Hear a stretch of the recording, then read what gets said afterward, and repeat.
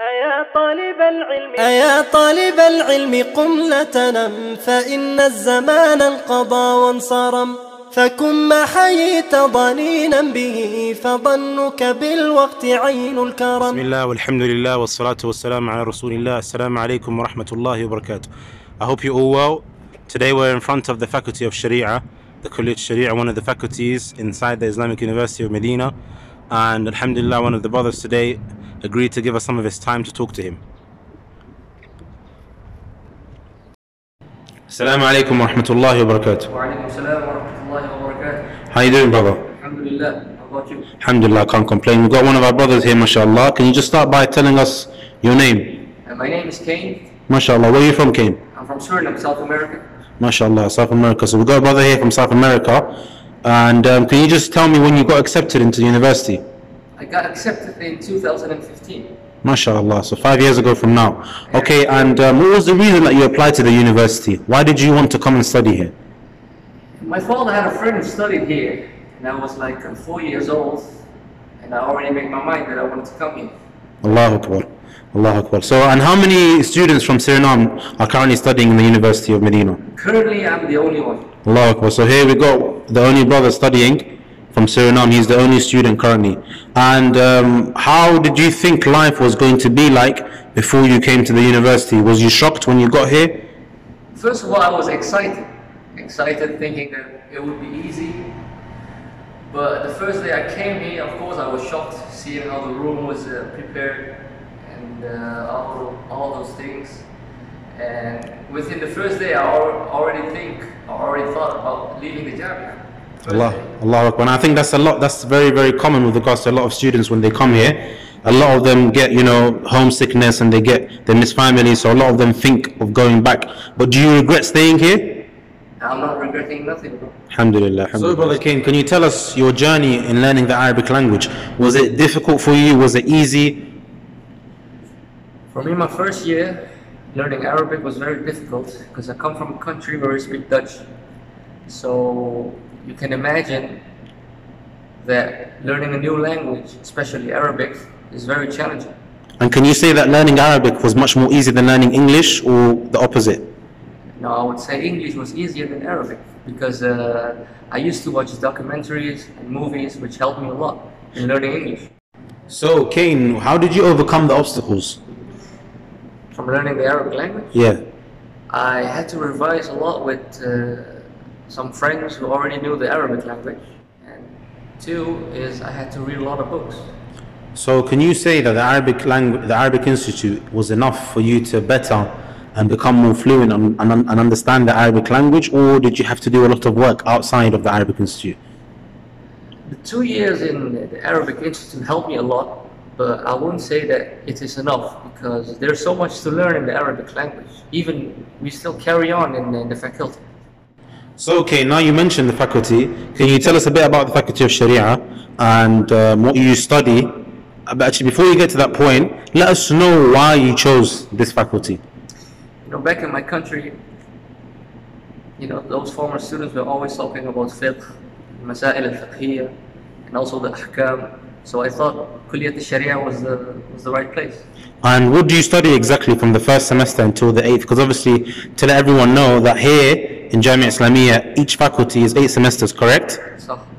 So what exactly do you study in the Faculty of Sharia?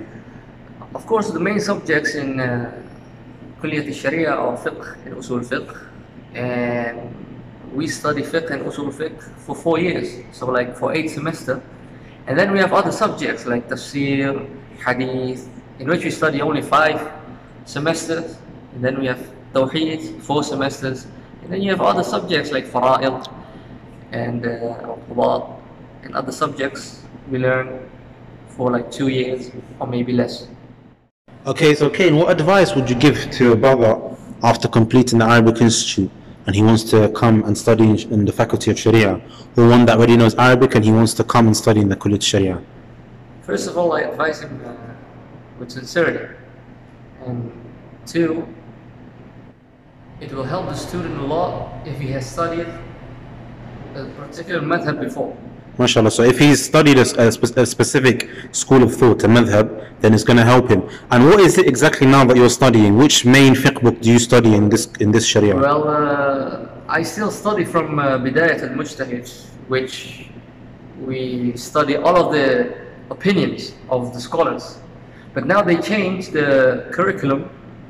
They only teach the madhab al-Hanbali here, which they teach from the book Al-Rawd al-Murbi'.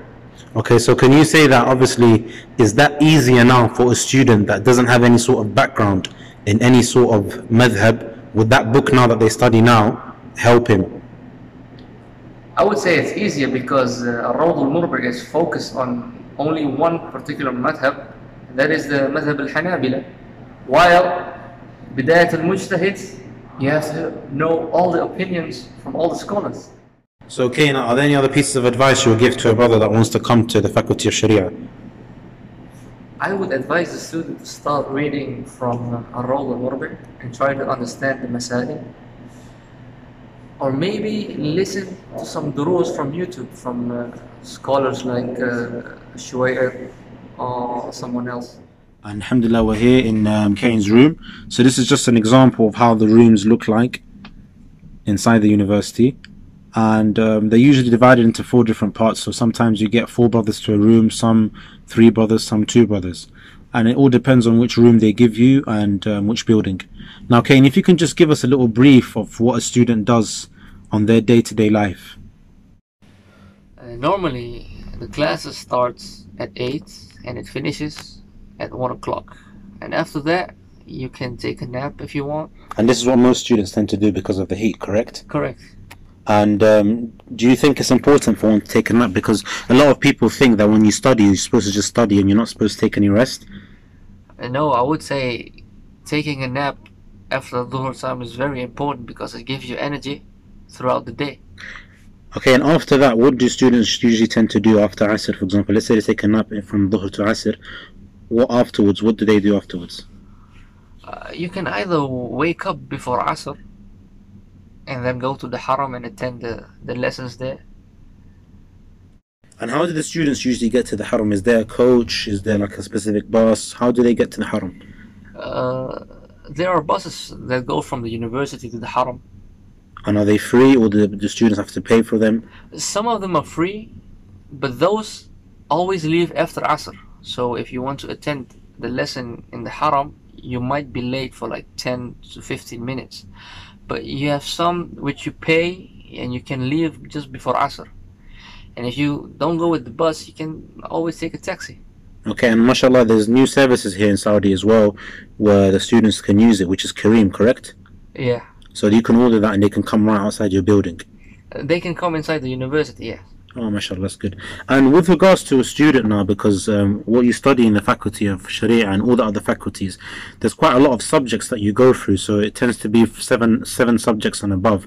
How do you manage to balance out your time in terms of actually, you know, managing your time, studying the subjects, revising for them, and then doing 7 different exams? Personally, I find it very difficult to combine 7, 8, or even 9 subjects in a semester. So what I always do is, I always start with the main subjects because that takes time to revise and also it takes time to understand it. Then I move on to the lesser subject.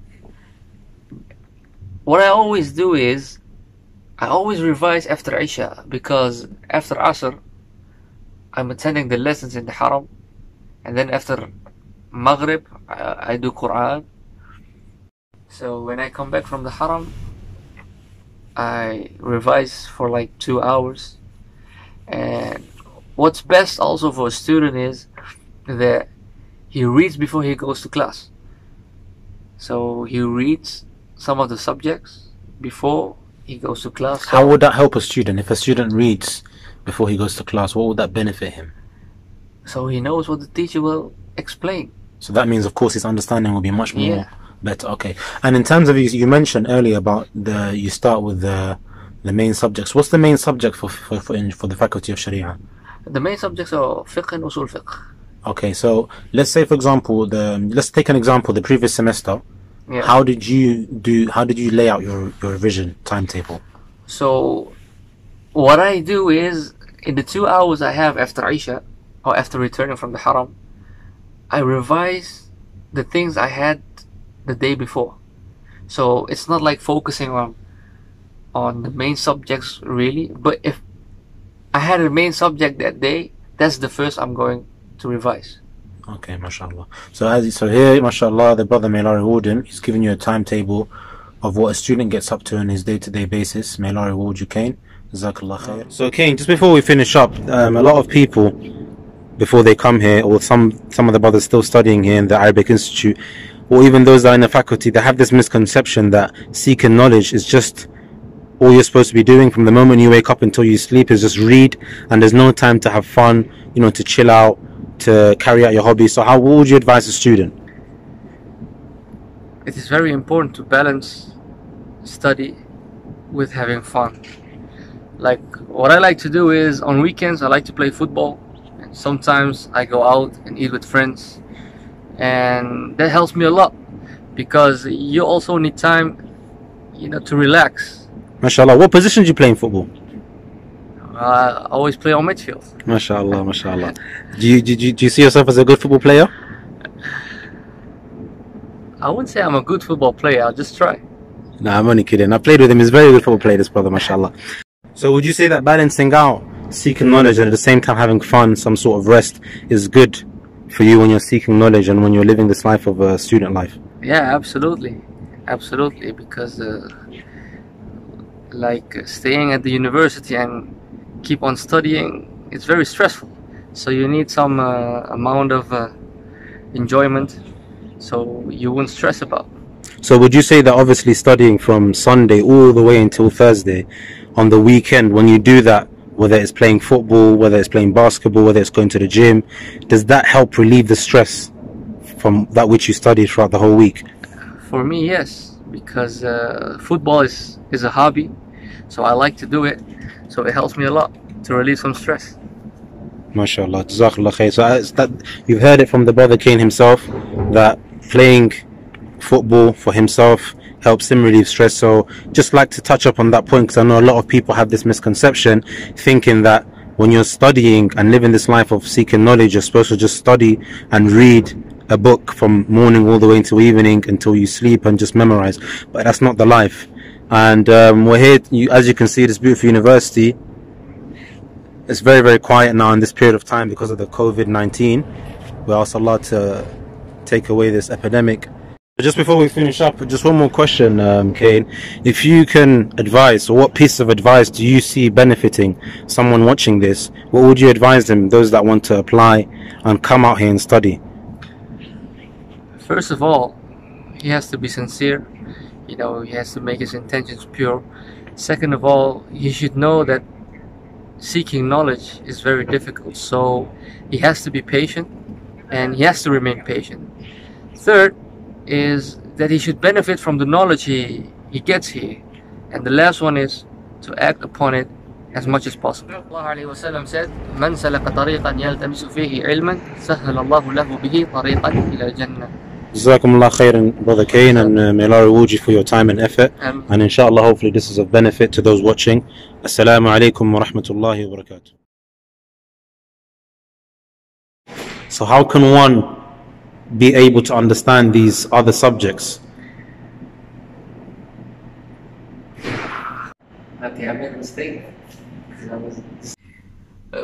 Personally, I always find it difficult to, how do you say that, man? And normally it's only man, it's a bit what more?